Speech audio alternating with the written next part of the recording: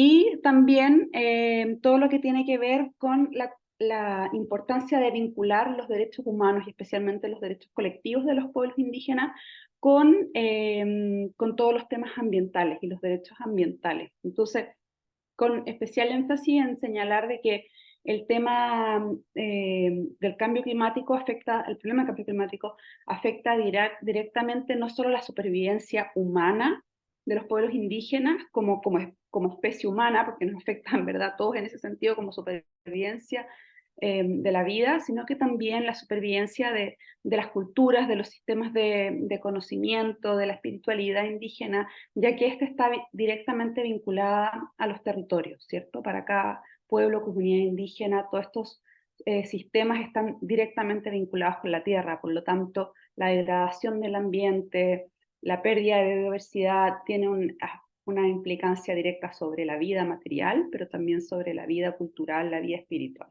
Entonces, estos temas que han sido muy importantes en las demandas por justicia ambiental, que se podrían remontar un poco antes del cambio climático, ya que son procesos que han determinado, o sea, son demandas que se han originado por todas las desigualdades que se producen en torno a la administración del ambiente, ¿cierto?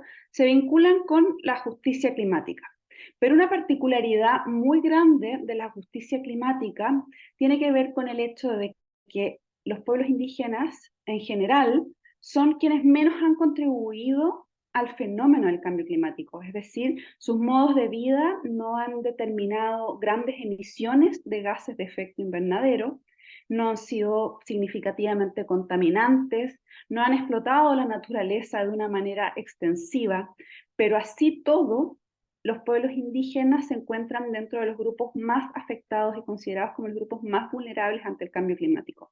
Entonces ahí tenemos una desigualdad sustancial que tiene que ver con ¿cómo se podría decir? Con responsabilidad y afectación, ¿cierto? A diferencia, por ejemplo, los países desarrollados del norte, que son quienes más han contribuido, principalmente los países europeos en su primer momento y luego los países, las grandes potencias como Estados Unidos y China, que siendo quienes más contribuyen, son quienes menos van a estar afectados por el cambio climático, producto principalmente de que han acumulado riquezas que los hacen tener un nivel de capacidad de respuesta o de resiliencia mayor, ¿cierto? Tienen mayores capacidades de respuesta eh, producto bueno, de las riquezas que han acumulado. Entonces, como les decía, esta particularidad de la justicia climática ha sido un gran componente de reivindicación de los pueblos indígenas, pero yo diría que se ha ido desplazando por otras, porque en un principio fue como el principal discurso, y yo creo que fue el discurso que motivó al movimiento indígena a tratar de tener incidencia desde la década del 70, cuando los países recién comenzaron a hablar este tema multilateralmente, afuera, porque no tenían derecho a entrar a las negociaciones, a participar. Desde afuera ya un grupo de indígenas, principalmente de Estados Unidos, pero de todo el mundo, estaba exigiendo que los escucharan porque ellos decían, vamos a estar completamente afectados por esto. Esto fue en la década de los 70, empezaron a pedir participación desde entonces. Y en ese momento ese era el principal argumento, ¿cierto? La vulnerabilidad. Pero ese argumento ha ido cambiando con los años, producto de cómo estas negociaciones multilaterales se han ido desarrollando. Y eso es lo que vamos a profundizar ahora, y que también tiene mucho que ver con el colonialismo, que es como les decía, el cambio climático está vinculado con el colonialismo, pero también lo reproduce, ya que no solo sus efectos son producto del cambio climático, sino que sus respuestas también reproducen una colonialidad del saber, del poder, que tiene repercusiones concretas, materiales y directas hasta el día de hoy en muchas comunidades indígenas.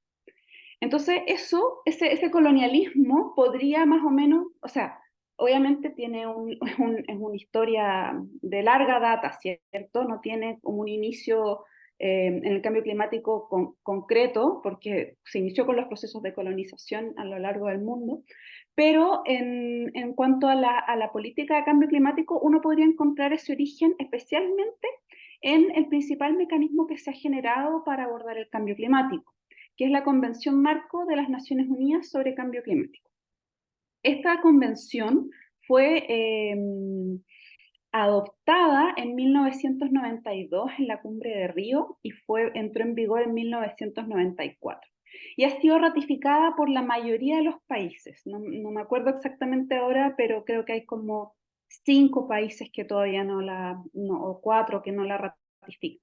Ha sido ratificada por la mayoría de los países, ya que existe un consenso cada vez más creciente de que el cambio climático es un fenómeno que existe, que es un fenómeno que ha sido producido por la actividad humana, aunque a algunos también nos gusta especificar que es la actividad de algunos seres humanos, no de todos, y que lamentablemente si no tomamos acción urgente, sus consecuencias van a ser devastadoras y sus consecuencias se van a empezar a sentir pronto.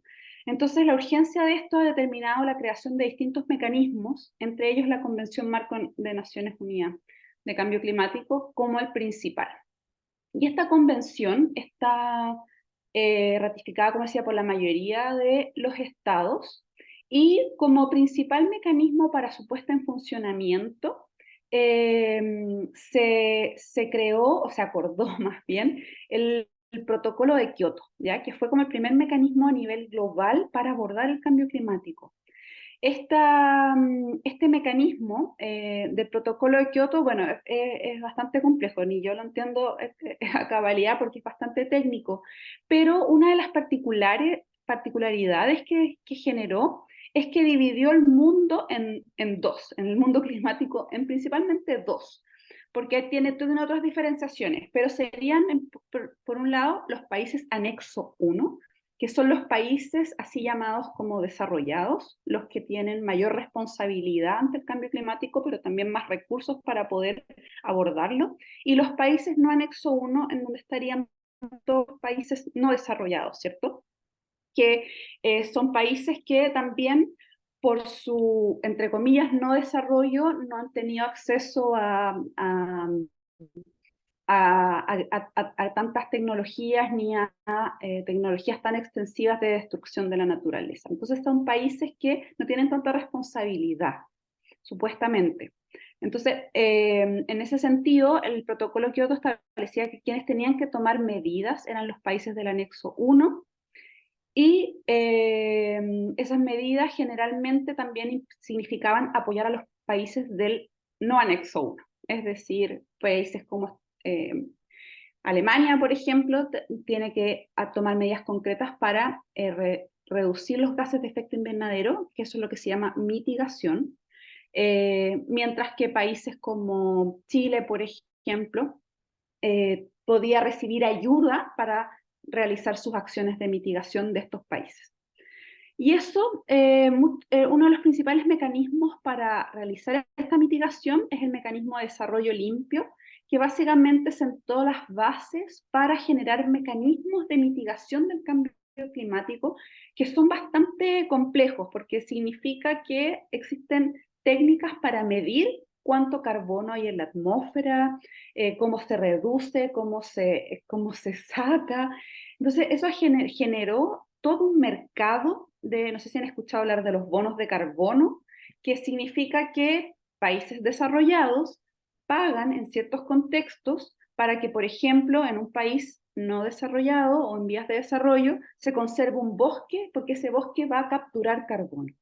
Entonces, este mecanismo de desarrollo limpio fue desarrollándose en distintas iniciativas que han tenido diversas repercusiones a nivel local.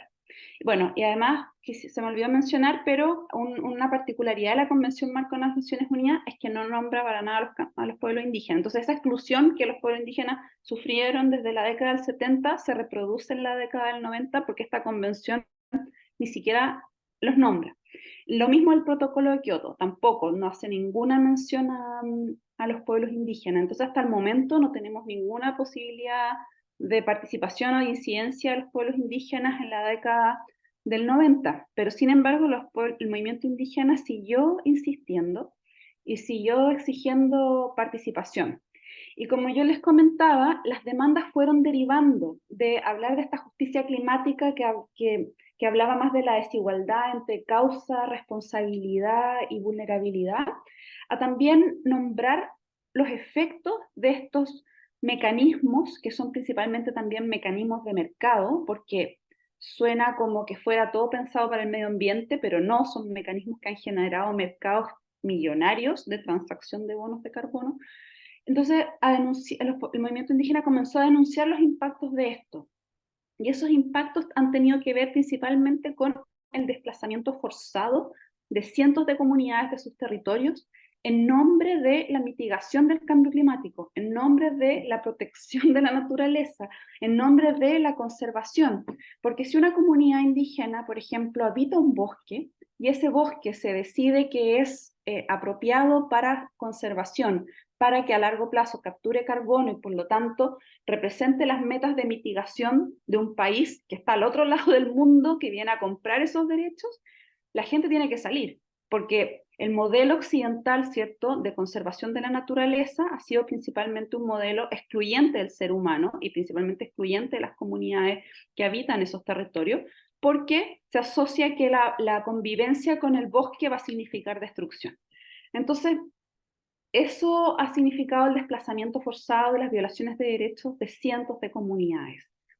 Y por otro lado, también la exclusión en la administración de esos ecosistemas, porque si bien la conciencia internacional sobre estas violaciones de derechos ha ido creciendo y por lo tanto se han ido generando ciertas salvaguardas para evitar que esto suceda, también se producen otras desigualdades que tienen que ver, como les decía, que hay empresas o hay estados o se han generado ya un montón de especulaciones en torno a estos mercados que ha generado un negocio gigante en donde, por supuesto, las comunidades que viven en esos ecosistemas no acceden, ¿cierto? Entonces, o no accedían hasta hace muy poco. Entonces, toda esta conciencia de estas medidas fue empujando al movimiento internacional a también cambiar su discurso y a decir, bueno, o sea, no solo somos más vulnerables, sino que las políticas de cambio climático nos están vulnerando nuevamente y nos están violando los derechos. Entonces, esto a mí me gusta mucho una antropóloga colombiana que se llama Astrid Ulloa, que lo llama ecogubernamentalidad climática transnacional. Es un nombre un poco largo, pero hace referencia de cómo toda esta multilateralidad de Naciones Unidas fue generando todo un discurso en torno a quiénes son los vulnerables, es decir, los países en vías de desarrollo, y quiénes son los capaces de actuar. Es decir, porque si tú defines esta diferenciación entre desarrollados y no desarrollados, es, bueno, ¿quiénes pueden tomar decisiones? Los desarrollados. ¿Quiénes pueden hacer acciones? Los desarrollados. ¿Quiénes tienen que recibir estas acciones? Son los países en vías de desarrollo y principalmente comunidades que han sido empobrecidas históricamente. Entonces, ¿quién tiene capacidad de decisión? Es validado de esta manera internacional y para eso se han creado un montón de mecanismos y agencias internacionales para hacer toda la cuantificación de estos procesos, en donde obviamente solo es un conocimiento el que se considera legítimo, que es el conocimiento tecnocientífico, que supuestamente aspira a cuantificar cuánto vale la naturaleza, cuál es su capacidad de mitigación, en fin, cómo esto se puede medir a lo largo de los años. O sea, es una cosa bastante tecnocrática que, entre comillas, no me quiero desviar tanto, pero también podríamos conversar mucho en cómo también estos mecanismos han sido completamente ineficaces y además han generado un mercado especulativo gigante con repercusiones económicas tremendas y que así todo ni siquiera ha sido efectivo. Entonces, hay toda una complejidad acá que hace, o sea, como que cuando uno lo mira críticamente desde afuera, la lectura más fácil que surge, estos son países ricos queriendo mantener el status quo, pretendiendo que están actuando. Entonces, la denuncia por todos estos mecanismos eh, ha sido progresivamente incorporada en la presión del movimiento indígena. Y Y bueno, aquí, como les decía, las repercusiones han sido violaciones de derecho, pero también una mercantilización de la naturaleza que en el fondo reproduce la misma lógica que creó el problema, que es ver a la naturaleza como un objeto completamente apropiable. Eh, Consolidar también una gubernamentalidad o una gobernanza también en torno a los ecosistemas, que los ve como fragmentados porque hay que dividirlos para poder cuantificar cuánto captan, etcétera. Y por otro lado, seguir reproduciendo esta imagen de los pueblos indígenas como poblaciones a ser intervenidas. Porque mucho de esto también ha estado acompañado del discurso, no, este fondo va a ayudar a las comunidades indígenas porque ellos no son capaces de desarrollar sus propias medidas. Entonces tiene que venir una agencia internacional con este financiamiento para decirle a las comunidades cómo deben cuidar sus bosques porque ellos no saben hacerlo. Entonces, todas estas dinámicas entre colonialistas, paternalistas, mercantilistas han ido aumentando la presión. Y en particular en América Latina también todas estas demandas se han mezclado mucho por, por, por, con- como por la denuncia de que este proceso ha estado liderado principalmente por este pensamiento económico y se ha dejado de lado eh, otro tipo de desigualdades que tienen que ver con el conocimiento, ¿cierto? Con los sistemas de conocimiento. Entonces, en América Latina también se ha visto mucho que la reivindicación dentro de la justicia climática apunta mucho a los derechos colectivos, a la reivindicación de las capacidades locales, a los derechos de la naturaleza también, a considerar a la naturaleza como a la madre tierra, hasta la reivindicación de la madre tierra y también al hecho de que estas respuestas globales son principalmente pensadas en el norte y por lo tanto completamente descontextualizadas de las realidades locales. Entonces, ha tenido en América Latina esta particularidad. Entonces, en este contexto se fue conformando un movimiento bien potente, bien articulado, a pesar de todas las diferencias territoriales, porque reúne representantes indígenas de las 7 regiones socioculturales que Naciones Unidas, que finalmente en 2001 logró que conociera a los pueblos indígenas como un grupo de interés dentro de la convención.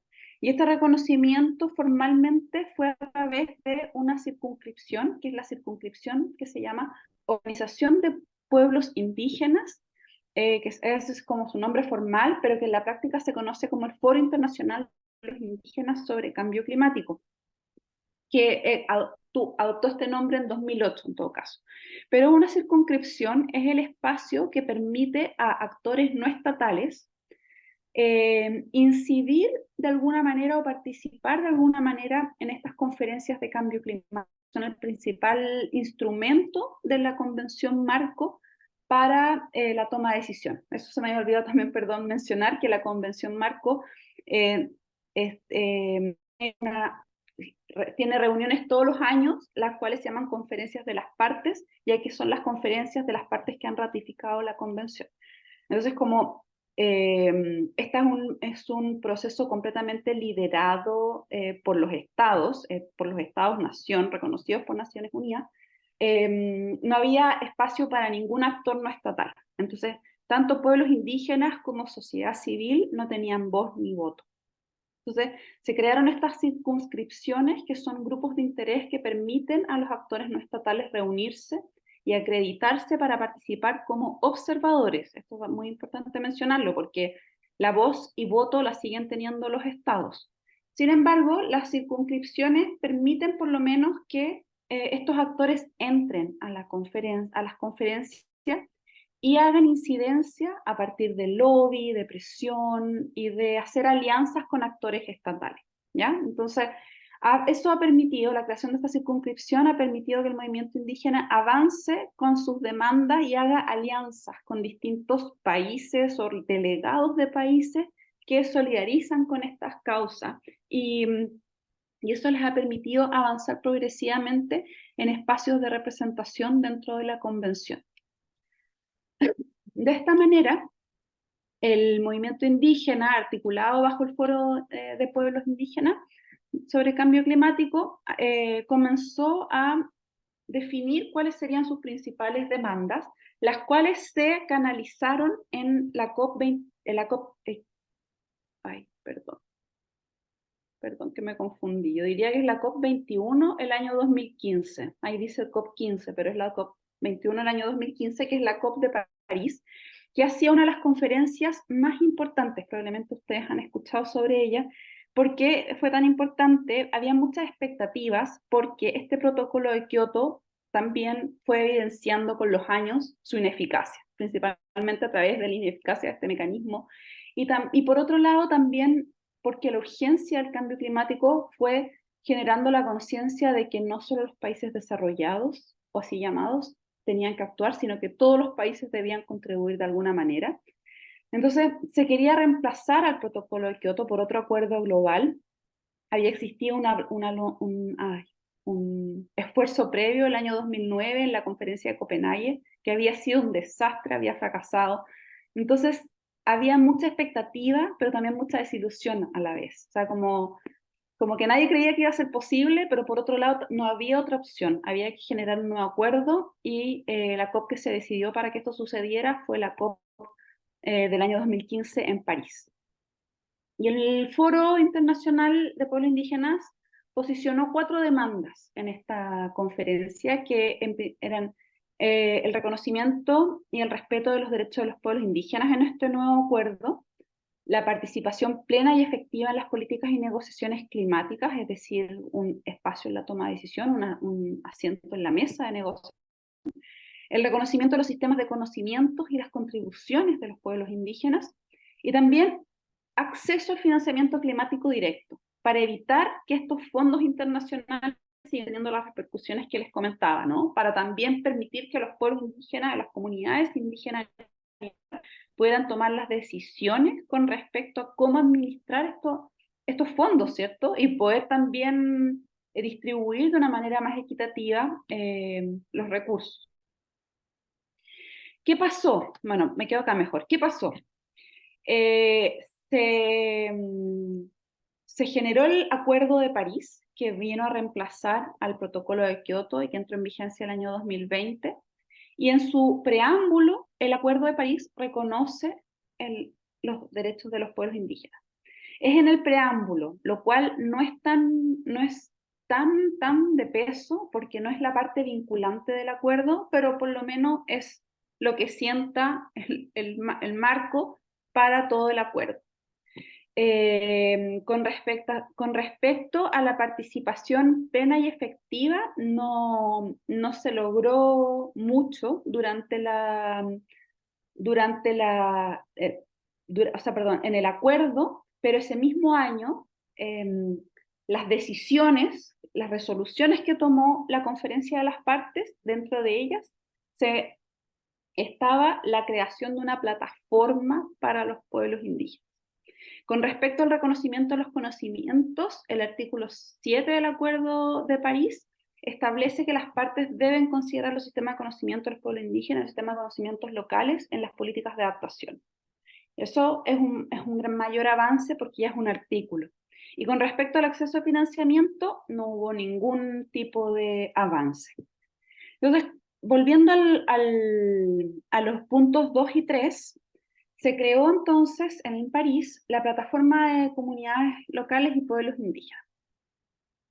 Sin embargo, esta plataforma fue decidida por los países, o sea, los pueblos indígenas estaban afuera de la sala haciendo presión, pero adentro eran los estados los que estaban negociando, y ellos decidieron crear esta plataforma, sin preguntarle a los pueblos indígenas cómo se debía llamar, incluyeron a las comunidades locales, sin tampoco consultarle al movimiento indígena y sin que hubiesen grupos como intentando hacer incidencia en nombre de algo que pueda llamarse comunidades locales. Y eso es muy importante también de mencionar porque, bueno, porque ha tenido implicancias que podemos puedo volver a ellas un poquito más adelante, pero que tenían implicancias muy fuertes en el desarrollo de esta plataforma. Y los estados decidieron que el principal objetivo de esta plataforma iba a ser el intercambio de conocimientos. Y eso generó muchas preguntas. ¿Por qué el intercambio de conocimientos? ¿Por qué tenemos que nosotros era a dar nuestros conocimientos así como así con todo el mal uso y la tergiversación que existió de los conocimientos? Entonces, aunque se ve como aunque fue un avance, es verdad, porque es un mecanismo para participación, es un mecanismo que así todo siguió reproduciendo la estructura vertical de este proceso multilateral y puso énfasis en temas que desviaban la atención a otros más relevantes, como por ejemplo los derechos. Entonces esta plataforma, que se creó el año 2015, comenzó a ser operacionalizada o puesta en funcionamiento a partir del perdón, perdón. Bueno, no importa, tenía una foto con todos los participantes, pero no la tengo ahora, perdón. Entonces comenzó a ser puesta en funcionamiento el año 2019 a través de un grupo de trabajo de facilitación, que es un grupo conformado por representantes de los pueblos indígenas, uno por cada de las 7 regiones socioculturales, y representantes de las partes, 7 por distintos grupos de Naciones Unidas en la convención. Entonces, esto fue bastante significativo porque es uno de los pocos mecanismos que cumple con un artículo de la Declaración de Naciones Unidas, perdón, no me acuerdo tampoco el nombre del artículo, pero es el artículo que dice que los pueblos indígenas tienen el derecho a seleccionar a sus propios representantes, que es algo que se ha cumplido parcialmente, porque incluso en el foro permanente, aunque los pueblos indígenas pueden nominar a sus representantes, estos son finalmente seleccionados por los estados. Acá no, este es uno de los pocos mecanismos que permite la representación paritaria entre estados y pueblos indígenas, y que también permite a los pueblos indígenas seleccionar sus propios representantes y que además también vela por la paridad de género. Entonces, es un gran avance en esos términos, pero como les decía, tiene estas limitaciones porque es un mecanismo principalmente técnico que pone énfasis en los conocimientos por sobre los derechos. Y por otro lado, también ha sido complejo porque tiene el término comunidad local entre medio. Y yo no sé si en Chile este debate ha llegado todavía, pero por lo menos a nivel internacional hay un debate muy fuerte con respecto a quiénes son las comunidades locales, porque principalmente los muchos pueblos indígenas y organizaciones indígenas del norte ven la inclusión de las comunidades locales en estos mecanismos como una manera de debilitar o relativizar los derechos de los pueblos indígenas. ¿Por qué? Porque las comunidades locales son comunidades que gozan de los derechos humanos que todos los seres humanos gozamos, pero que no gozan de derechos colectivos como los pueblos indígenas. Entonces, cuando son puestos en el mismo nivel, ¿qué pasa? Los derechos de los pueblos indígenas se relativizan. Y algunos han dicho argumento, bueno, pero es que el término comunidad local permite incluir comunidades indígenas que no son reconocidas en países, como por ejemplo muchos en África que no reconocen a los pueblos indígenas y por lo tanto esta es su posibilidad de participación. Pero ese argumento omite también el hecho de que los pueblos indígenas gozan del derecho de la autoidentificación, ¿cierto? Entonces, decir que el Estado les llame comunidad local no significa que esos pueblos no sean indígenas y que no tengan el derecho a reivindicar su posición como indígenas, ¿no? Su identidad como indígenas. Entonces baja el estándar de derecho, básicamente, que ya ustedes saben no es lo mínimo aceptable, ¿cierto? Entonces ha sido muy polémico y ha generado mucho desgaste porque los estados insisten en que tienen que incluir a las comunidades locales. Y lo más curioso es que en todos estos años no ha habido un movimiento, entre comillas, de comunidades locales, ni ha habido gente como diciendo queremos participar, hasta que comenzaron a aparecer promesas de los estados de financiamiento para los pueblos indígenas, y ahí empezaron a aparecer ciertos representantes como diciendo, oh, hay financiamiento, bueno, también para comunidades locales deberíamos repartirlo mejor. Entonces ha sido un tema muy, muy sensible. Pero bueno, a pesar de sus limitaciones, La plataforma también ha tenido muchos avances, ha permitido, como les decía, una discusión paritaria, más equitativa entre los pueblos indígenas, ha también sentado precedentes con respecto a otros modos de negociar, a otros modos de hacer diplomacia, ha avanzado la discusión de los derechos de los pueblos indígenas en la convención, lo cual ha generado que dentro de la convención distintos mecanismos ya establecidos comiencen a incluir a los pueblos indígenas en sus procesos. Entonces, se genera un comité nuevo, entonces ese comité va a tener un miembro de pueblos indígenas, o se genera un grupo de expertos, o se genera un grupo de observadores, y empieza a crecer como esta conciencia política de que en estos mecanismos deben haber representantes de pueblos indígenas. Hasta el momento no he mencionado nada con respecto a las mujeres porque lamentablemente no ha habido ninguna particularidad dentro de estos procesos con relación a las mujeres indígenas, ¿ya? Hay una circunscripción que se llama organizaciones de mujeres, se podría decir, en donde las mujeres también han ido haciendo incidencia, pero lamentablemente no, el tema indígena dentro de la circunscripción de mujeres también ha sido débil. Entonces, por un lado, el tema mujer no ha sido muy fuerte en la circunscripción de pueblos indígenas, ni el tema indígena ha sido muy fuerte en la circunscripción de mujeres, están como un poco aislados. Sin embargo, esas cosas han comenzado a cambiar porque el movimiento de mujeres ha ido también reivindicando el tema de la interseccionalidad y han habido algunas mujeres indígenas que han participado, pero francamente el esfuerzo que ha tenido que hacer el foro indígena ha sido tan fuerte que mi apreciación es que no han querido, entre comillas, como dividir el movimiento. Y les pongo un ejemplo que se está dando ahora, por ejemplo, en Dubái, que es que los jóvenes indígenas quieren crear su propio caucus. Caucus se le llama, es como la palabra gringa, pero como al foro o como grupo. Y, y los jóvenes quieren generar su propio caucus. Y algunos les decían, sí, nos parece bien, pero por otro lado eso divide un poco porque va a hacer que se generen distintas reuniones y ya es tan difícil hacer incidencia, generar grupos aparte es muy complejo. Entonces en ese sentido no ha habido algo así como iniciativas concretas. Han habido algunas iniciativas, pero no ha habido tantas iniciativas concretas como por generar una incidencia especial como mujeres. Otro de las repercusiones positivas que ha tenido este proceso es, por lo menos en el papel, es que el reconocimiento a los derechos de los pueblos indígenas ha ido aumentando. Aquí con Rocío y Francisca analizamos lo que son las contribuciones determinadas a nivel nacional, las NDC. Las NDC son el mecanismo que establece el Acuerdo de París para decir todos los países son responsables en alguna medida y todos los países deben tomar acción de acuerdo a sus propias capacidades y por lo tanto tienen que realizar compromisos voluntarios cuya ambición vaya creciendo cada ciertos años para mitigar el cambio climático y también para generar acciones de adaptación.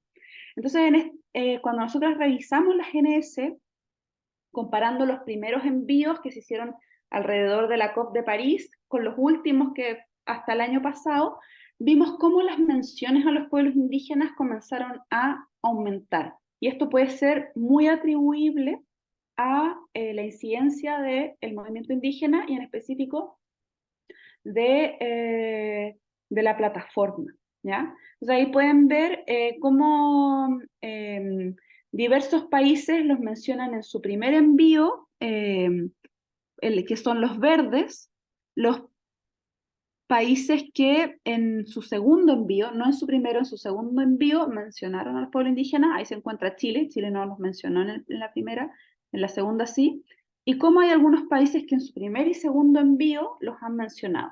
Ahora, una mención es algo muy vago, ¿cierto? Después también analizamos con mayor profundidad cómo estas menciones tenían que ver con niveles de reconocimiento y cómo algunos dicen, por ejemplo, Chile tiene una población indígena que incluye a los pueblos, tanto, así como algo muy, muy vago, y dice, considerará a los conocimientos de los pueblos indígenas cuando estos estén disponibles, que nadie sabe lo que significa realmente.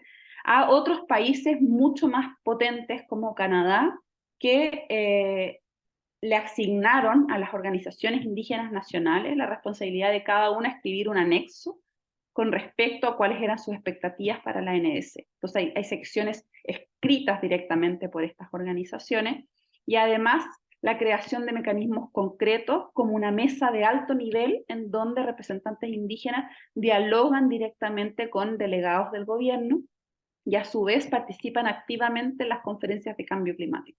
Entonces, obviamente dentro de estas menciones encontramos un rango muy amplio, pero así todo a nivel general uno puede observar que están aumentando. Y con respecto a los derechos en América Latina, observamos que también iba aumentando un poco cómo este reconocimiento se hacía más concreto, ya que en algunas partes se consideran como parte de la solución, que tiene que ver principalmente con decir, consideraremos los conocimientos, y otros como ya poseedores de derechos, ¿cierto?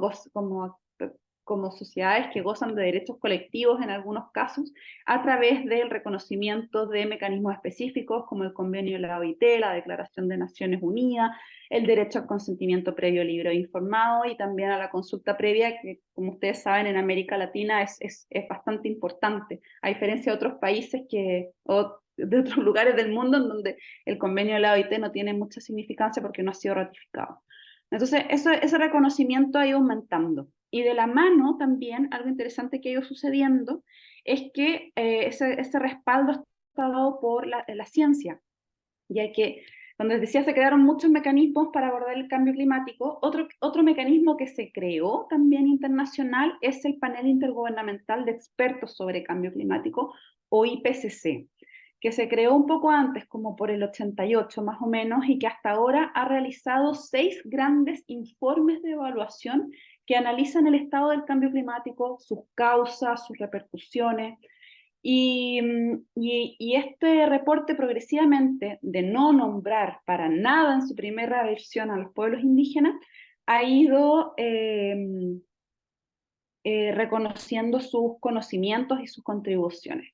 Entonces, Daniel Rosario, estas son disculpe, diversas, ¿sí? disculpa, le quedan 5 minutitos. Sí, gracias, Daniel. Entonces, ese reconocimiento ha ido aumentando y también con respecto a las mujeres, o sea, también lo revisamos y encontramos distintas referencias a que se considera que las mujeres serían quienes principalmente transmiten estos conocimientos y por lo tanto tienen un rol fundamental dentro de la acción climática. A ver, entonces, a nivel regional, ¿cómo se ha materializado ese reconocimiento? Bueno, principalmente a través de la creación de mecanismos liderados por pueblos indígenas, pero esto principalmente en el contexto donde existe financiamiento de estas políticas de mitigación, ¿ya? Entonces, por ejemplo, la COICA también como una organización de distintas comunidades altamente afectadas por las políticas de cambio climático, dijeron, nosotros vamos a decidir los términos en los cuales se desarrollan estos proyectos de mitigación, que muchos de ellos han sido bajo un enfoque que se llama RED. Entonces ellos propusieron su propia agenda eh, eh, para que para que los sistemas de conocimiento locales fueran considerados, también los derechos y también el acceso a financiamiento directo. Y entonces eso es como uno de los ejemplos, pero también han habido creaciones de plataformas a nivel nacional, por ejemplo en Bolivia y en Perú, que vinculan a los pueblos indígenas con el gobierno. Actualmente la Organización de Tratados de la Cuenca Amazónica, también los países han creado una plataforma para que los pueblos indígenas dialoguen directamente con el gobierno. Entonces han habido avances y se han generado mecanismos concretos. Ahora la pregunta que siempre surge es si realmente significa un avance en el reconocimiento de los derechos o simplemente es un reconocimiento que se puede ver en el papel, porque hay mucho compromiso, mucha palabra, pero no siempre eso se traduce en acción concreta y a nivel local los pueblos indígenas mayoritariamente continúan siendo excluidos.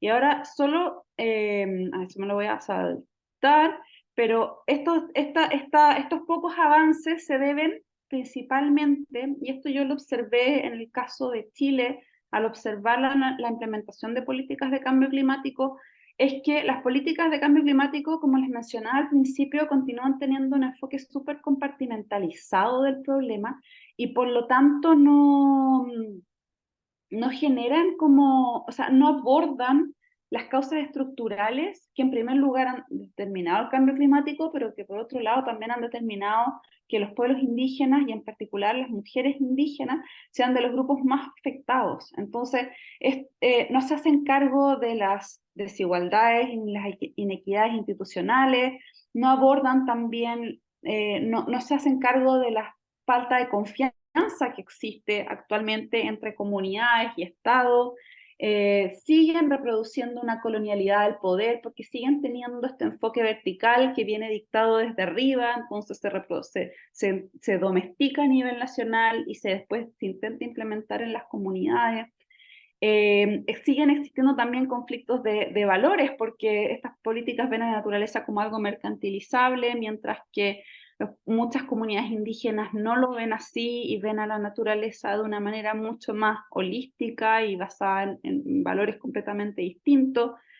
Y por otro lado, también, como les señalaba con la plataforma, también, aunque se generen mecanismos para que los pueblos indígenas participen, estos mecanismos siguen estando llenos de barreras y siguen también determinando qué pueden hacer y qué no pueden hacer. O sea, también siguen limitando mucho, mucho el poder de decisión y siguen, de alguna manera, también intentando como reproducir la dinámica liderada por los estados. Entonces, eso, bueno, ya no me queda tiempo, pero como para adentrarnos en el caso de Chile, pero rápidamente, como si uno lo ve a nivel nacional,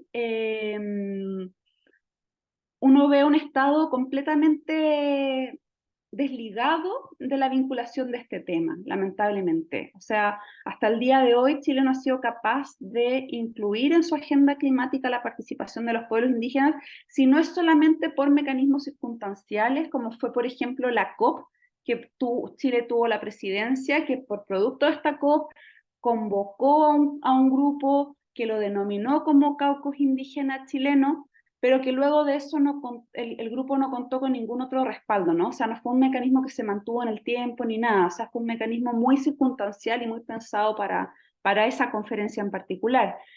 Aparte de eso, Chile nunca ha invitado a pueblos indígenas a la delegación, que yo sepa, por lo menos nunca ha hecho una reunión, por ejemplo, con pueblos indígenas para decir qué piensan ustedes que es importante llevar a estas conferencias, qué expectativas tienen.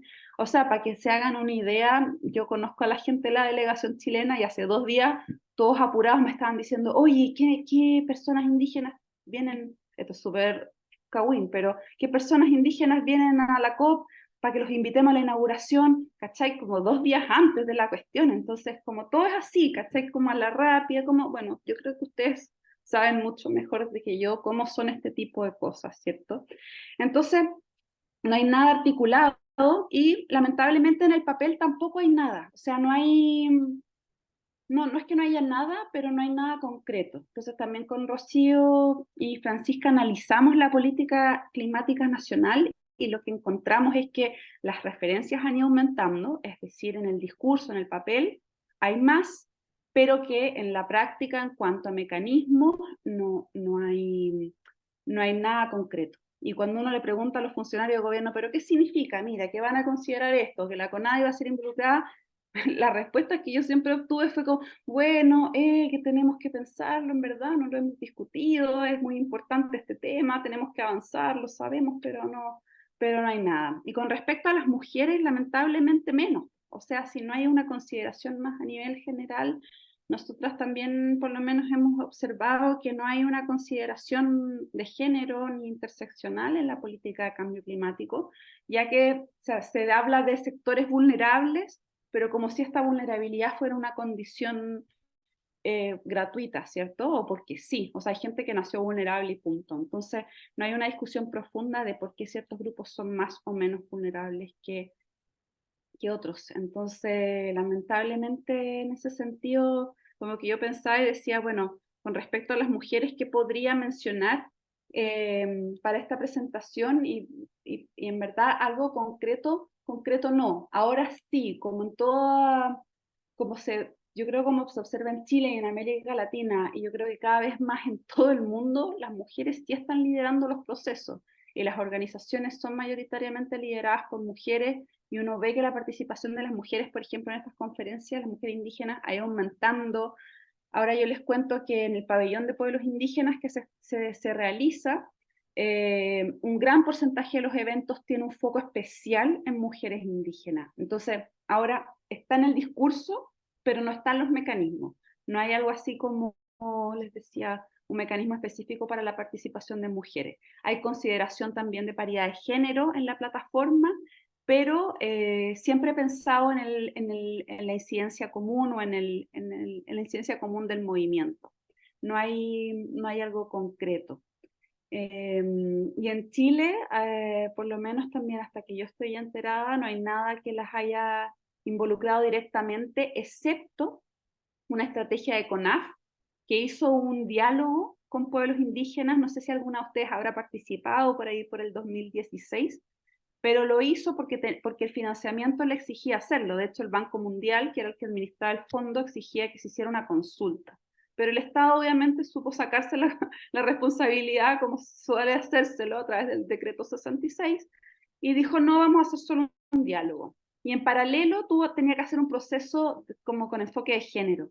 Entonces como que por ahí también incluyeron, pero es como la única experiencia que yo creo como significativa en donde se ha considerado, pero lamentablemente yo no he visto. Entonces, eso como parte del reconocimiento institucional. Ahora, más como por autogestión, yo creo que el trabajo, no sé, que hace la coordinadora de mujeres de pueblos originarios es como del más articulado que he visto, porque, o sea, no sé, la MIEN lleva muchos años tratando de posicionar el tema, pero con la poca receptividad institucional también, yo creo que ahí quizás tú eres mucho más experta que yo en contar sobre las barreras, ¿cierto? Sobre las dificultades de articular un movimiento de mujeres en torno al cambio climático en Chile.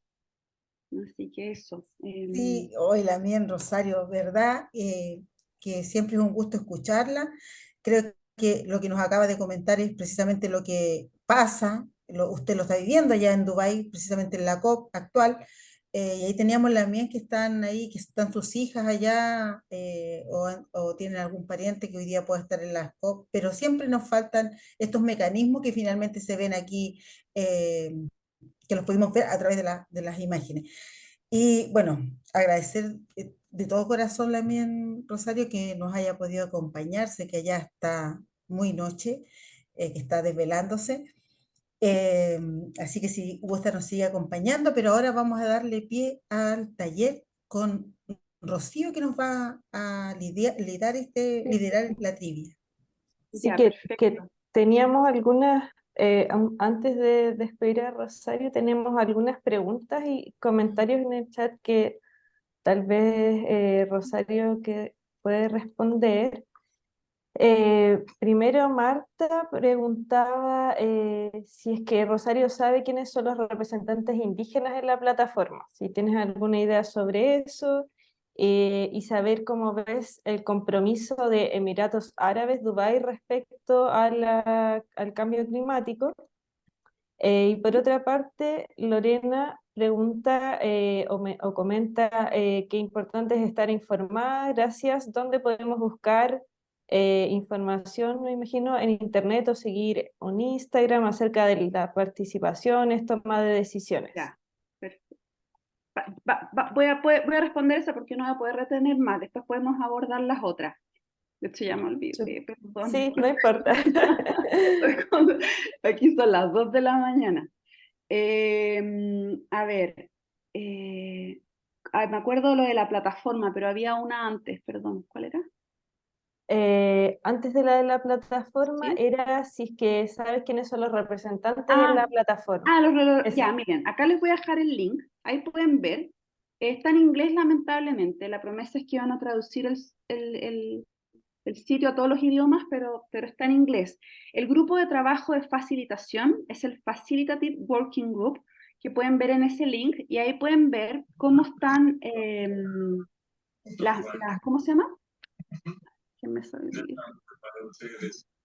Oh, ya, bueno, mi computador se puso lento también. En ese sitio pueden ver, dice abajo, dice current members, que son los miembros actuales, y abajo pueden ver si es representante de un grupo regional de Naciones Unidas, eso significa que es representante de los estados, o si es representante de una región sociocultural indígena. Al lado están los alternates, que son como los alternos, que es como el reemplazante que tiene este miembro en caso de que no pueda participar en alguna de las reuniones. Y en la tercera pestaña dice former members, que son los miembros pasados, porque esta plataforma, este grupo de trabajo, ha tenido 2 mandatos de 3 años cada uno, y ahora estamos actualmente como en la segunda cohorte, en el segundo mandato. Entonces ahí pueden ver a los representantes, y estos representantes son, los representantes indígenas son elegidos por el Caucus, que es el foro indígena, en el fondo, quienes están participando en estas negociaciones. La otra pregunta era... La otra pregunta era sobre, bueno, dónde encontrar más información en general sobre las participaciones y tomas de decisiones. Y Ya. tuvo esa primera. Ya, les voy a dejar entonces, miren, esta página no se actualiza tanto, se pone más activa déjenme ver, se pone más activa obviamente durante las conferencias, que está la conferencia de las partes, que es la principal, pero también en junio se realiza lo que se llama como la intersesional, que son negociaciones que se hacen a mitad de año como en preparación, pero también hay distintas otras como las semanas climáticas, y estoy buscando. Entonces, esta es la página web del Foro Internacional de Pueblos Indígenas. Pueden buscarlos en redes sociales, ahí se pueden actualizar. Pero ese sería como el principal mecanismo, pero también en redes sociales hay muchas organizaciones indígenas que actualmente son muy activos con estos temas y que también se pueden seguir, como, a ver, importante. Tal vez podemos hacer, Rosario, luego una lámina con links y los Eso, subimos también a la plataforma luego para compartirlos, eso, y podemos ir comentando en el WhatsApp también como algunas impresiones o eso, perfecto, alguna eso. traducción.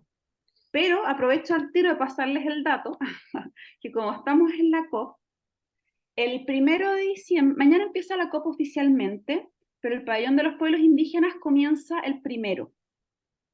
Y este pabellón va a tener streaming.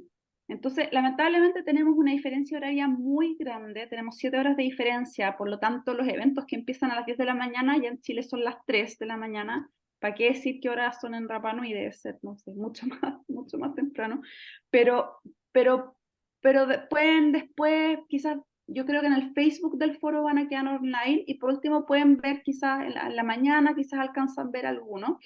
En este momento se está terminando de actualizar la agenda, pero hay eventos entre las 10 y hay 8 eventos por día, son 83 eventos que están organizados en su mayoría por organizaciones de pueblos indígenas, y yo creo que son una de las mejores maneras de comprender cuáles son las negociaciones que hay acá, cuál es la mirada de las organizaciones con respecto a estas negociaciones.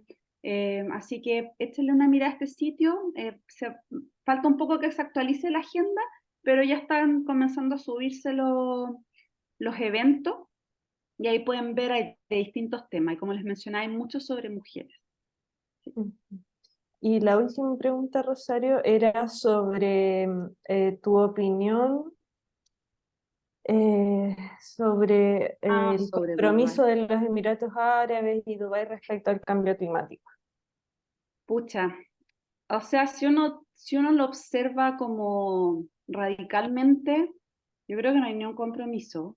No sé si ustedes se enteraron, pero hace 2 días atrás hubo una polémica gigante porque se destapó que el presidente de la COP, que es como en el fondo la persona que designa al gobierno para ser como el presidente de la conferencia, eh, quien por lo demás hay que decir es como es el presidente de las compañías petroleras nacionales, estaba aprovechando la COP como una oportunidad para hacer negocio directamente como con 6 o 7 países para exploraciones petroleras nuevas.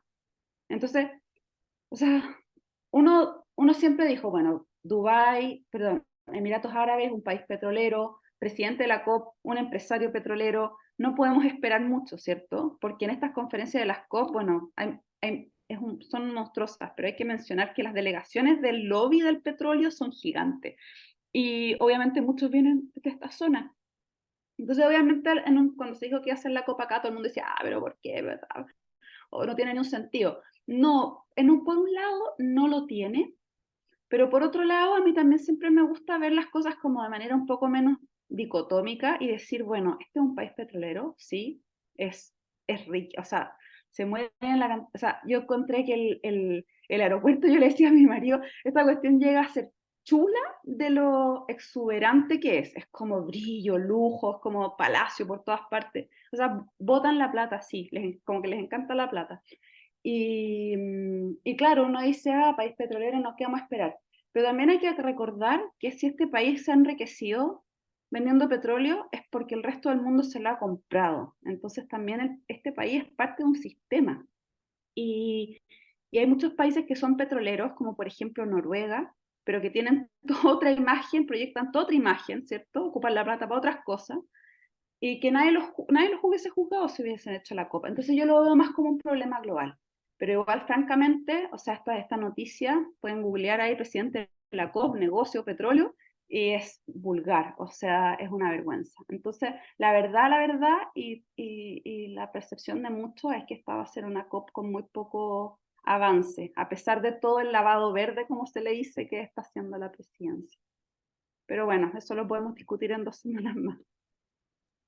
Así que eso no sé Súper, si... muchas gracias, Rosario, por tu tiempo y por quedarte esta tan tarde compartiendo con nosotras. Vamos a hacer esta laminita de información con los links y todo. Y bueno, dejamos también tu contacto a todas para que Sí, si te quieren escribir o tener más información. sí, sí. Si ustedes, miren, ahí está mi mail, lo estoy viendo, escríbanme por ahí, yo les puedo compartir ahí, veo mi Instagram. Marta, si quieres te puedo compartir también mi teléfono para los jóvenes que están acá, yo feliz. Pues muchas gracias, Rosario. Ya, Eh, ahí tú, bueno, Rosario nos va a tener que dejar ahora para el taller porque allá ya son como las 2 de la mañana, creo. sí. Sí, no más. Hay una manito, eso sí. Sí. No sé si Eh, la manito... y Eli que tiene levantada la mano, no sé si quieres dar un comentario o una pregunta brevemente, 2 minutitos para que respetemos el tiempo de las actividades que vienen también. Bueno, Mari Pulamien, Incheli Bustamante Coyen, primero agradecer la nutrición que nos ha entregado Rosario, porque esto yo creo que nos potencia mucho más como mujeres indígenas en la guardia. Y bueno, tenía 3 preguntas, pero las fuiste contestando paulatinamente, una enlazada a la otra. Pero yo creo que aquí nos queda un desafío gigante como coordinadora, como mujeres eh, y como ejecutoras, ¿verdad? El compromiso que tenemos con la Ñuque Mapu. Y es cómo podríamos articular, Rosario, una forma más clara para concientizar a nuestra población y también a los niños de las escuelas. Cuando digo nuestra población es porque muchos hacen la vista gorda, como decías tú. Lo que está pasando en Dubái no va a haber avance porque el propósito es otro. Pero a nosotros acá en Chile nos pasa de que en las comunidades, ¿verdad? Muchas veces hacen la vista gorda porque hacen el negocio por debajo, ¿verdad?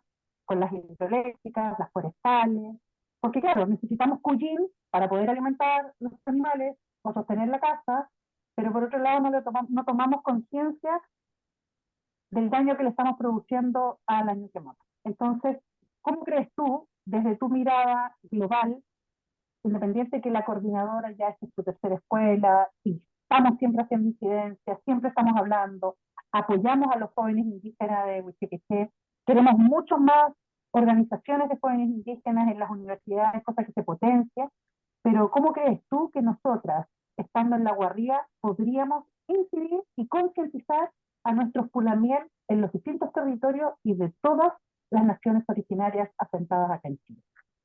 Salto más Uy, gracias por la pregunta, pero que una pregunta fácil. No, está, porque, o sea, yo no sé, yo creo que no hay solo una manera, yo creo que ustedes hacen un excelente trabajo y creo que tienen que seguir haciéndolo. Mi visión personal, pero que no es algo que yo te pudiera decir específicamente a ustedes, es que yo creo que una tiene que también tratar de traer toda esa militancia a la esfera personal. Y a veces yo veo que ese es como un desafío, porque yo veo que muchos activistas y lideresas se queman a veces un poco de tanto esforzarse, ¿cierto? De tanto insistir y de tanto, y se olvidan a veces del cuidado personal, se olvidan a veces también como de nutrirse a ellas mismas. Y yo veo que algo que por lo menos no a ustedes en particular, sino que al movimiento climático internacional, de acción climática internacional, le hace falta es poder traer también más, como valores más, ¿cómo podría decir? ¿Cuál es la palabra? Como más de cuidado, más de cuidado. Y yo creo que eso es muy inspirador también, porque a veces la lucha puede ser muy como de choque, ¿cierto? Pero yo creo que también es muy político y muy fuerte cuando se reivindican otros valores de cuidado. Y eso también es muy inspirador. Yo creo que eso es muy, muy inspirador. Eso podría ser algo como muy general, pero así como a ustedes en particular, creo que no me siento la persona más indicada. Me sentiría muy patúa diciéndoles a ustedes, oh, yo creo que ustedes deberían hacer esto o esto otro, porque yo veo que ustedes están haciendo un trabajo hermoso y yo conozco a la Lamien Jessica ya hace años y la admiro profundamente porque veo que está ahí, pero en la lucha 24/7, ¿cierto? Pero yo también la veo a veces cansada y sé que es muy difícil compatibilizar todo eso que uno da hacia afuera, dárselo también a una misma. Y otra cosa que creo que es muy importante, pero sé que demanda mucho tiempo y sé que incluso demanda recursos, es tratar de generar redes para mantenerse informada. Porque es muy importante saber lo que se está negociando acá arriba, porque finalmente eso repercute aquí abajo. Y yo sé lo difícil que es para la gente en Chile llegar a estos lugares porque el pasaje es más caro que todo, es una cuestión muy, muy difícil. Entonces, pero hay que como generar alguna estrategia para poder acceder a información de qué se está negociando y cómo se está implementando esa negociación también. Porque como decías muchas veces, como que nos pasan gato por liebre, dice Chile, la acción climática, Chile está haciendo esto, pero ¿cuáles son las implicancias de eso? Por ejemplo, la estrategia del litio, los bonos de carbono, o sea, ¿son realmente soluciones? Entonces hay que hacer el esfuerzo también por estar mirando siempre críticamente lo que hacen los estados, lo que hacen las empresas, porque hay mucho lavado verde. Y eso yo creo que es muy importante señalar que, que algunos se están haciendo ricos gracias al cambio climático. Entonces, por ahí, con humildad, es lo único que puedo mencionar. Muchas Salto gracias, Rosario. también. Ya, pues muchas gracias, que les vaya muy bien. Perdónenme que no me quede, pero feliz de que me escriban y que mantengamos contacto. Cualquier cosa me pueden escribir por mail o WhatsApp. Gracias, Rosario. Buenas noches. Buenas noches. Gracias, Rosario. Chao, Pedro. Gracias.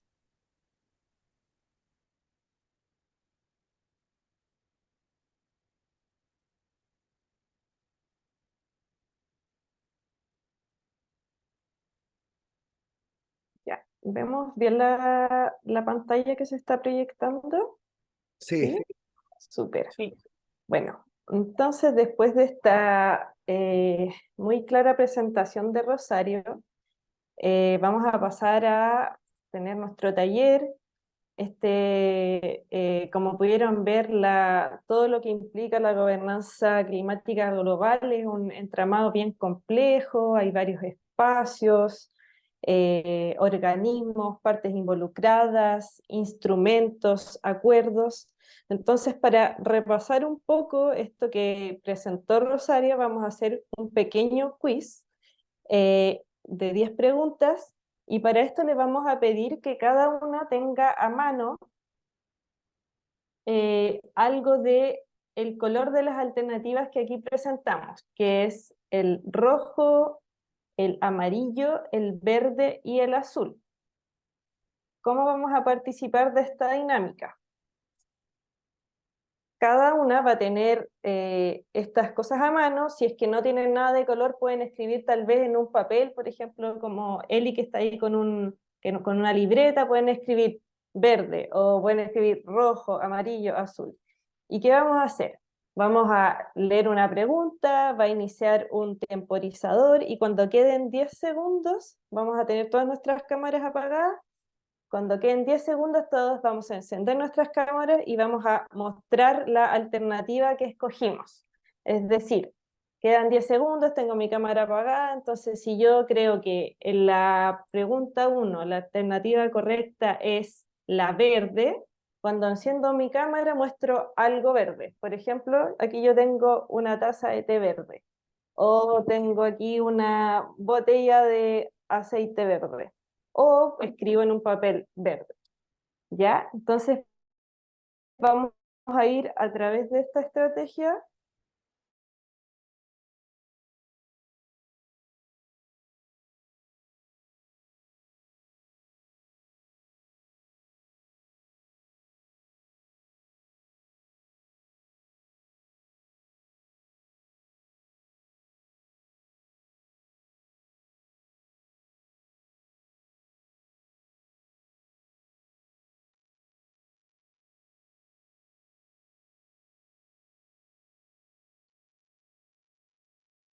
Parece que tuvo un problema la Rocío, esperemos que vuelva.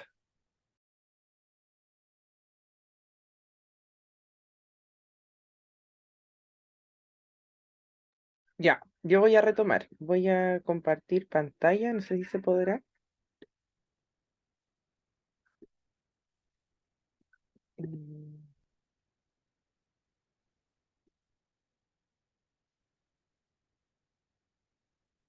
¿Se ve? Sí, se ve, Fran. Ya, perfecto. Entonces, vamos a poner un temporizador de 0, 30 segundos. Y cuando empiece la musiquita, vamos a empezar a pensar en la primera pregunta. Entonces, esta es. ¿Suena la música, no? No, no No, suena la música. pero vemos el temporizador. La primera Ya. pregunta es, ¿cuál es el gran marco de la política climática global? La CMNUCC, rojo, en amarillo, la CEPAL, y en verde, ONU Mujeres, y en azul, la OIT.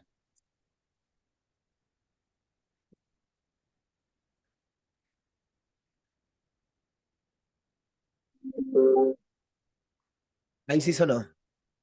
Ya, tienen su respuesta, ¿no? A ver, tiene la respuesta, miremos por las Ahí, Pedro, cámaras. si me ayuda. Hay varias cámaras apagadas. Pueden escribir en el chat también. Eso, que escriban el color.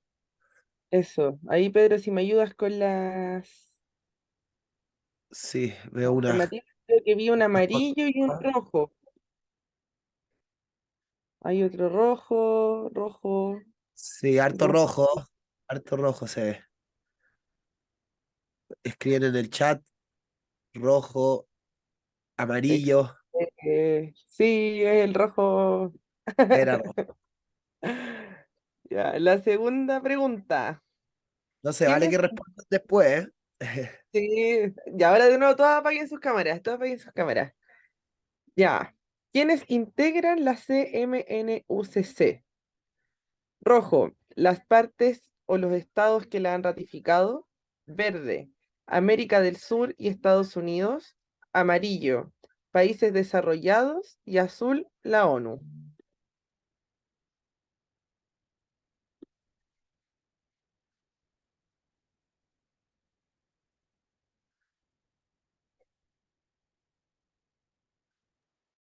Veo un rojo por ahí, azul, escribe Zulema en el chat. Rojo y aquí amarillo.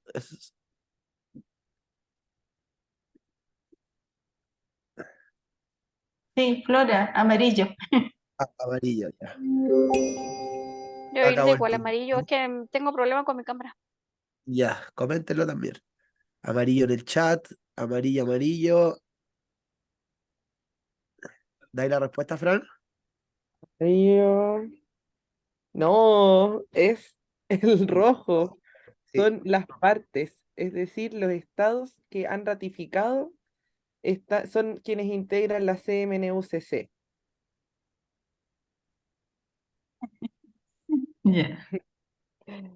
Ya, tercera pregunta. ¿Cuándo ratifica Chile la CMNUCC? ¿En qué año?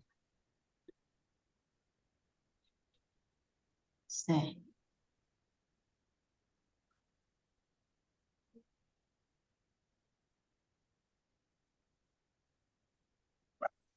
Verde, verde, dicen por acá 1992, 1994, el azul, verde.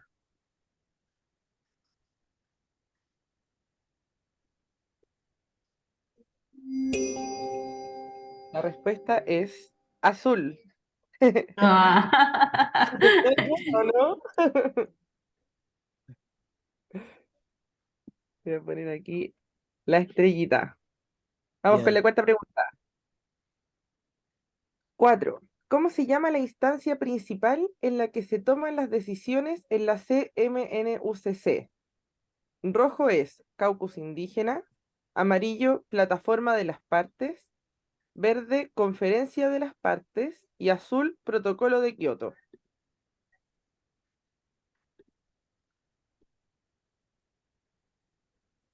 Verde, amarillo, está bien peleado esta. Amarillo, verde, verde. Azul, con la cámara verde. No, Veo perdón, era... Me equivoqué. amarillo. Está entre amarillo y verde, parece.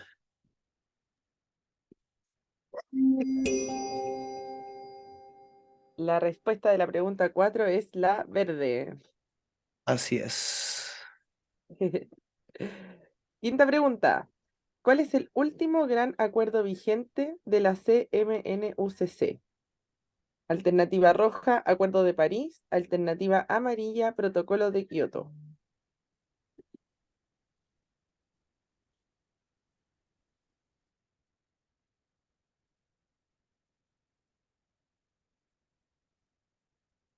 Rojo, rojo.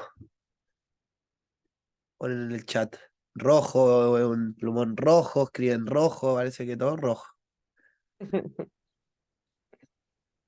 Vamos a esperar el tiempo, a ver si alguien dice amarillo. Rojo, nadie se la juega por el amarillo. Ya, porque el rojo. Muy bien. Pregunta número 6. ¿Qué menciona el Acuerdo de París sobre los pueblos indígenas? En esta pregunta son dos alternativas, ¿ya? El rojo es no los menciona, el verde que deben tener en cuenta sus derechos, el amarillo que se reconozca su derecho de participación y el azul sugiere considerar sus conocimientos. A ver si funciona con esto. ¿Se escucha ahora la música? Bueno. Y verde, ¿cómo así? ¿Cómo así?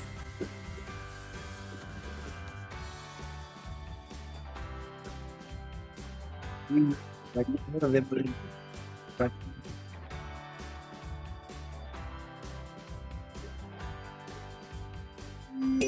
Aquí no, pueden ser dos opciones.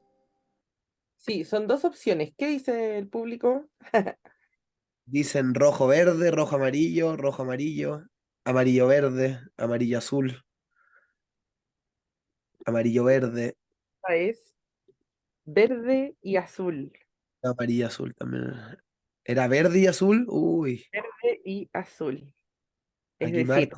el Acuerdo de París sobre los pueblos indígenas menciona que deben tener en cuenta sus derechos y sugieren considerar sus conocimientos. Pregunta 7. ¿Chile ratificó el Acuerdo de París? Rojo sí, amarillo no.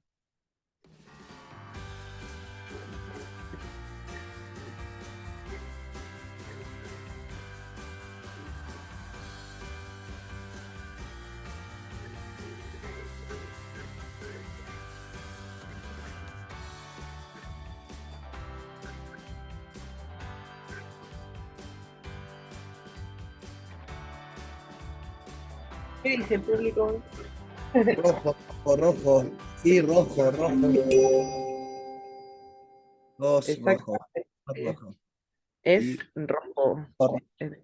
Chile sí ratificó el Acuerdo de París. Ahora, ¿cuándo Chile fue que ratificó el Acuerdo de París? Rojo 2006, amarillo 2017, verde 2016 y azul 2022.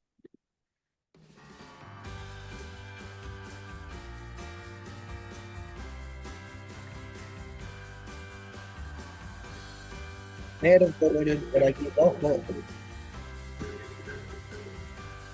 Más. Verde, veo aquí en las cámaras. Amarillo. Amarillo, verde. Bien peleado. Está peleado. Verde. La respuesta correcta es amarillo. Amarillo. Es decir, Chile en el año 2017 ratifica el Acuerdo de París. La pregunta número 9. La CMNUCC tiene 9 circunscripciones. ¿Qué es una circunscripción en el contexto de la CMNUCC? El rojo es un espacio de participación estatal, el verde un espacio de participación solo para organizaciones indígenas, amarillo un espacio de participación no estatal para grupos interesados y azul un evento que se realiza anualmente para tomar decisiones.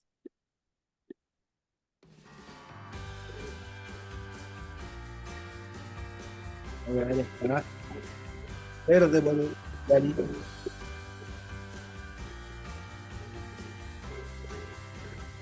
Ah, amarillo, veo que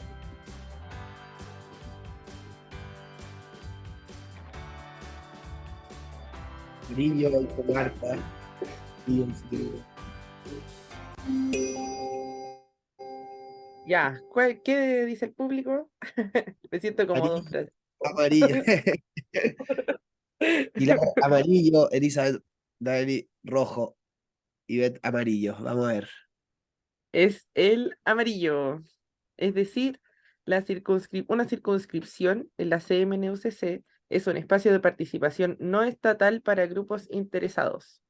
Vamos con la última pregunta, que dice, ¿cómo se llama la circunscripción de los pueblos indígenas en la CMNUCC? La alternativa roja es Pabellón de Pueblos Indígenas, la amarilla es Foro Internacional de los Pueblos Indígenas sobre Cambio Climático, la alternativa verde es Grupo de Trabajo de Pueblos Indígenas y azul es Circunscripción de los Pueblos Originarios.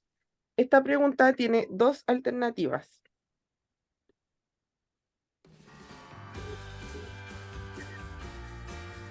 Amarillo, amarillo.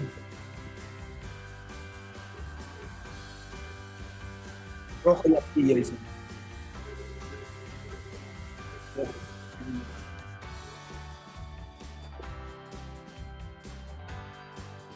Esta es la prueba.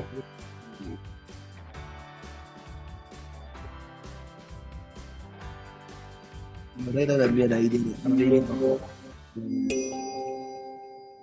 Excelente, la respuesta es amarillo y azul. Mm, Ahora, bueno, primero felicitarlas a todas, muchas gracias por participar de la dinámica.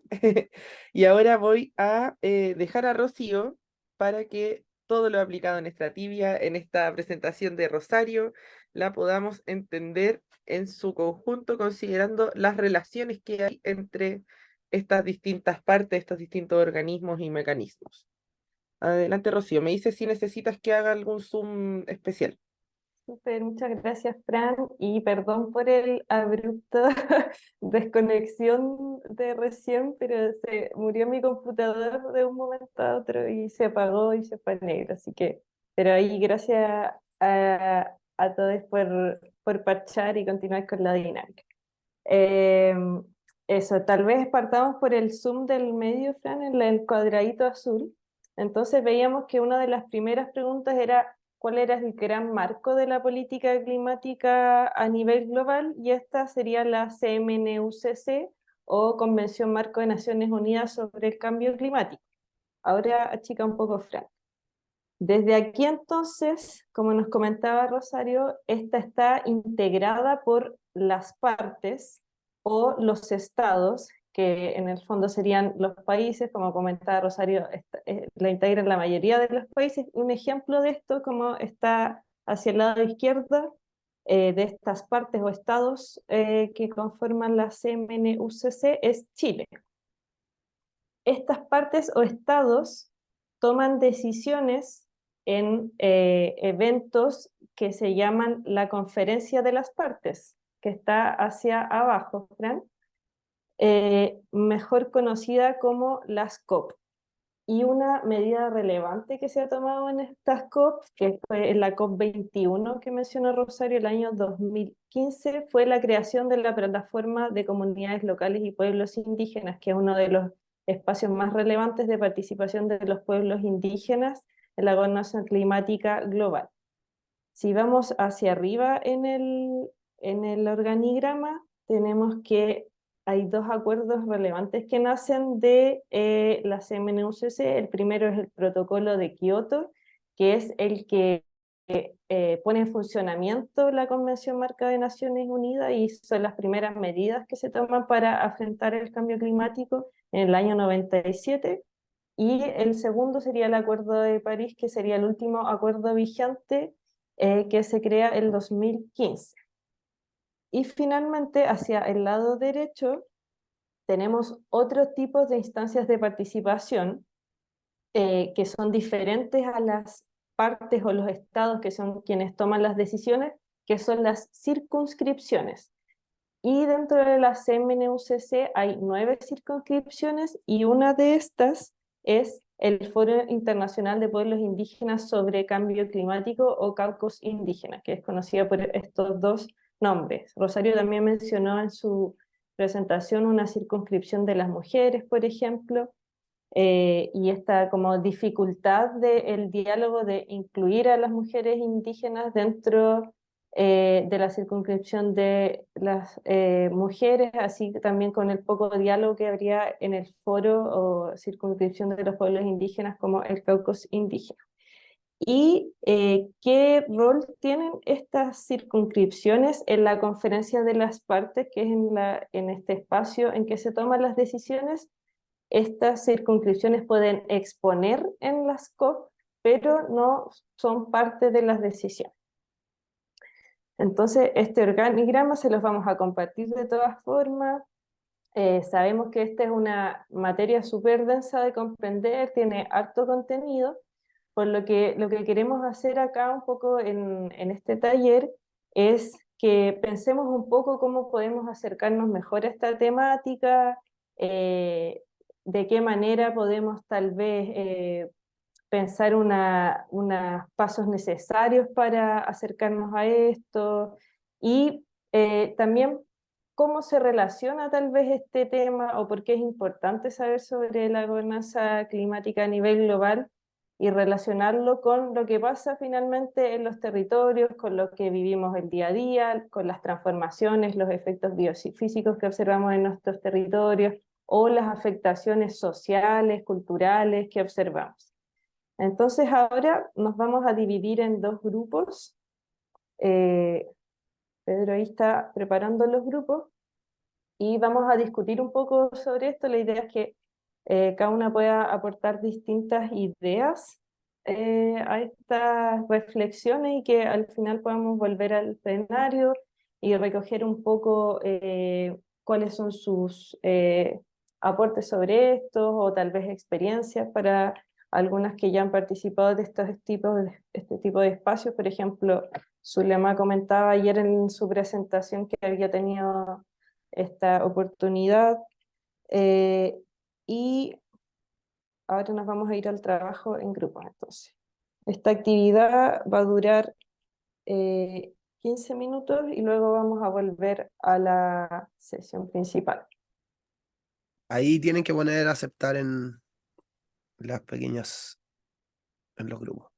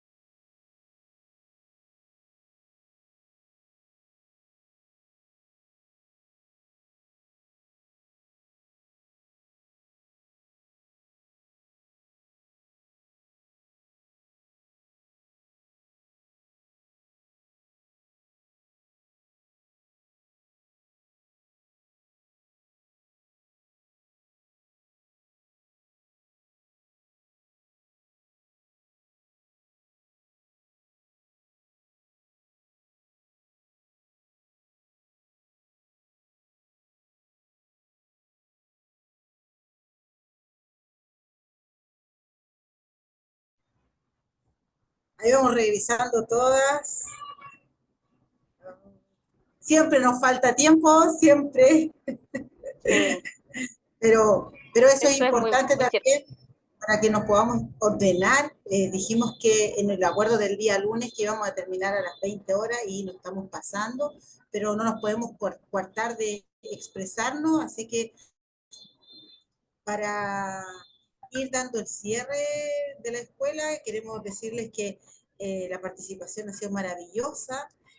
El tema era muy importante precisamente porque la gobernanza climática y lo que pasa a nivel mundial, tal como lo decían en las diferentes salas que estuve, es la participación de todas y de todos en el fondo.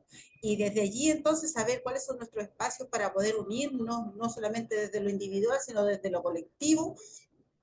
Así que nada, dejarlas invitadas para mañana en una jornada de grandes desafíos. No sé si el Alamín Rocío o Francisca quieren cerrar en alguna cosa el trabajo que tuvimos hoy. Sí, bueno, muchas gracias a todas por la participación. Siempre nos falta un poco de tiempo, como mencionaba Jessica. Solo quisiera cerrar con algunas ideas que aparecieron en las preguntas y en la dinámica. Eh, Sobre todo sobre la pregunta número 2, sobre cómo podemos acercarnos más a esta temática desde lo local. Se mencionó mucho la importancia de generar redes, de articularse, de procesos educativos en cosas concretas, por ejemplo, de educación en zonas rurales también.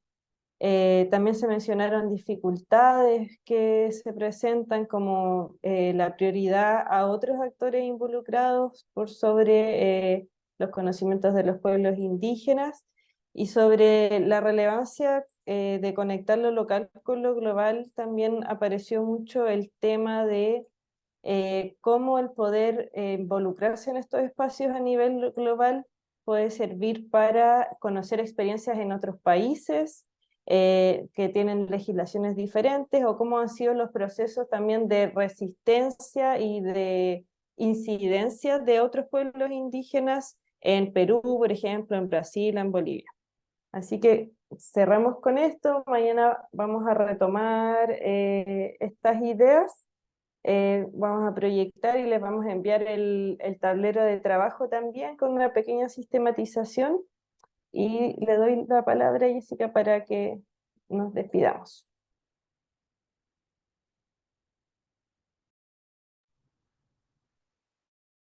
Tanto la mía, entonces nos vemos mañana con justicia climática, género, interculturalidad y lo que